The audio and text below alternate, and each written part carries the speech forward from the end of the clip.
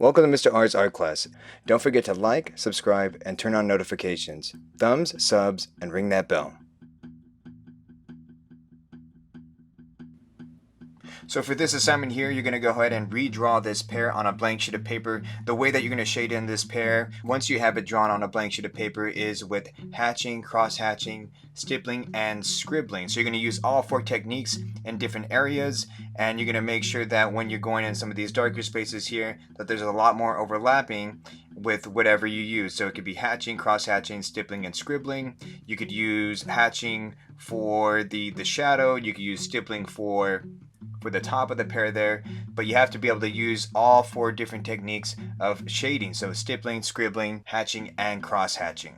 So let's go ahead and get started. I'm going to draw this in with pencil, then come back with a permanent marker to do some of the shading there. So I'm just kind of blocking off some of these main parts with pencil. And for yours, you're going to use pencil throughout this whole activity. I'm just going to use permanent marker so that you're actually able to see some of the shading here. And then my shadow will go out. Okay, so you would use pencil. I'll be using permanent marker so that you're actually able to see some of the detail here. So I have this top part of the pear, and I could probably use some stippling. Right, so the way that you make something lighter is by spacing out your stippling, scribbling, hatching, or cross-hatching. The way you make something darker is by overlapping it more.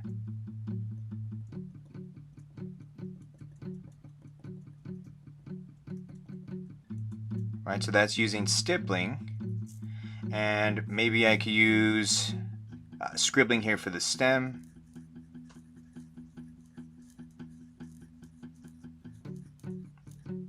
Right, so we're practicing using these techniques,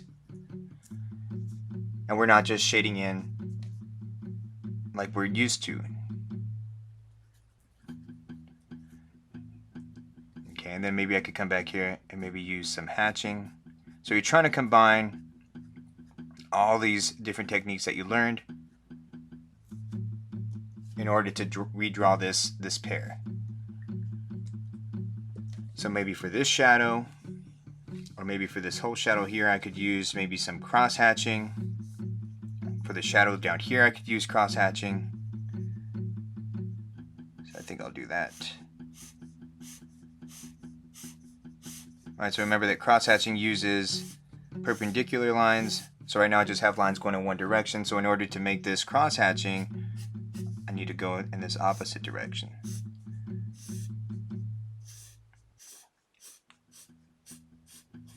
And I could have some overlapping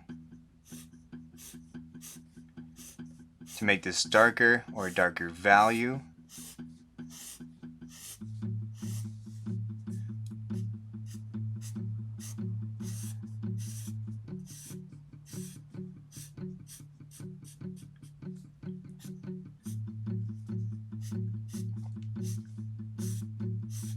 Try to make sure you go in the same two directions when you do cross-hatching. You're not going one direction and then a second direction and then a third direction. You're just going in two different directions.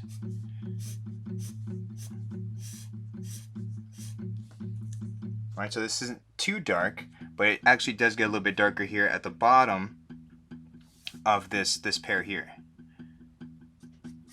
Alright, so that means the reason why it's darker is because there's more overlapping. So I could use hatching. And hatching would just be in one direction. And that hatching actually maybe goes up all the way to the side of the pear. And then I have these spaces here that are a little bit lighter than this bottom part of the pear, because we have the light source coming from the top left-hand direction. So that means that there would be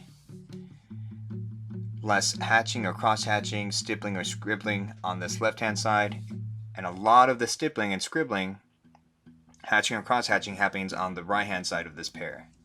So you have this other value that kind of covers up the top of the of the pear here. So maybe I'll do, because I already have stippling there, maybe I'll do some hatching up here.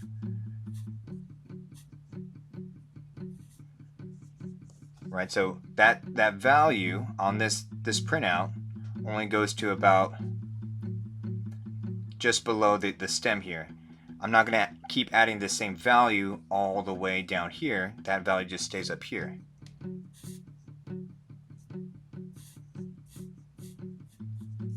Right, but just about halfway down the pear, it gets a little bit darker. So then that means I would maybe add some more value by overlapping some of these hatch marks. Then down the middle, it gets a little bit darker than it is on the left-hand side, and it's a little bit darker in the middle than it is on the right-hand side. So I could add more hatch marks going all the way down.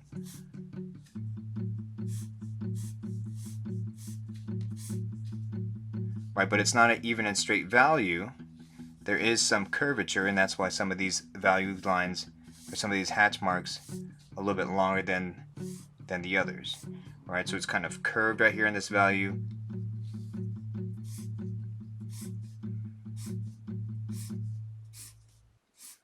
Comes back out.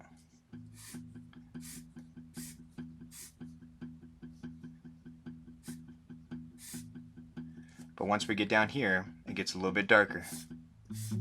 So in order to make something darker, we need to do some more overlapping.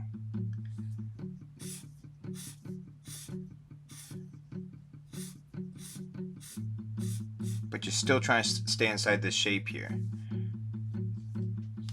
So once you get past the left-hand side of this pear, it gets a little bit lighter.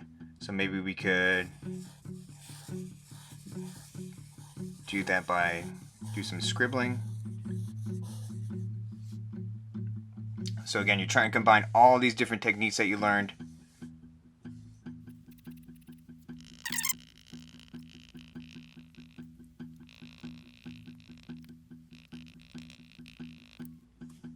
Okay, so you would continue doing these different techniques in order to actually fill in all these values that I have on this printout for this recreation of this pear using stippling, scribbling, hatching, and cross-hatching. So if you have any questions about hatching, cross-hatching, stippling, or scribbling, go ahead and let me know. Thank you for watching the video. Don't forget to like, subscribe, and turn on notifications. And feel free to watch any of the other related videos.